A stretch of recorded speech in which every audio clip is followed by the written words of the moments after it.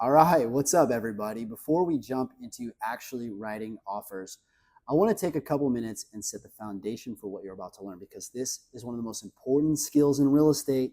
If you can't write a clean, strong offer, you don't get paid. So, in this course, I'm going to walk you through step by step how to write an as-is contract here in Florida using the actual system, screen sharing everything so that you can follow along. Now, before we get into this, there's one rule of thumb I want you to understand. And this is going to make your life a lot easier when it comes to these contracts. Anytime you see something in the contract that says, if left blank, then just use the blank the contract gives you. For example, in the assignability section, it says, if no box is checked, then buyer may not assign this contract. So go ahead and check, may not assign this contract. Instead of leaving it blank, right? Just go ahead and check that. In the financing section, it says buyer shall make application within blank days. If left blank, then 5. So what do? Put 5. It also says that this contract is contingent upon within blank days. If left blank, then 30. What do you think you're going to do? Put 30.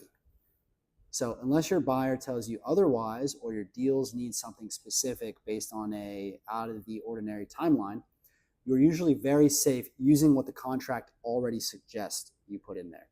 Now, there are a few things we're not going to go super deep on in this training, like home warranties, because that depends on what your buyer wants, what the seller is offering.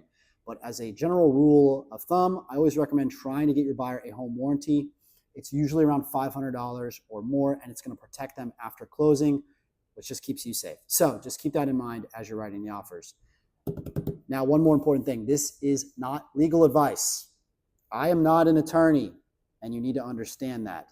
And you need to tell your clients that when you're helping them with this. If you are a realtor, you have access to the Florida Realtors Legal Hotline. Use it. Call them. No one has called them more than me. Especially on your first few offers.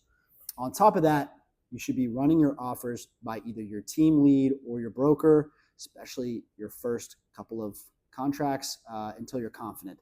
There's nothing wrong with double checking your work. In fact, you should definitely be doing that. So that's pretty much it. That's the foundation of this course. Now let's jump into actually writing the offer step by step.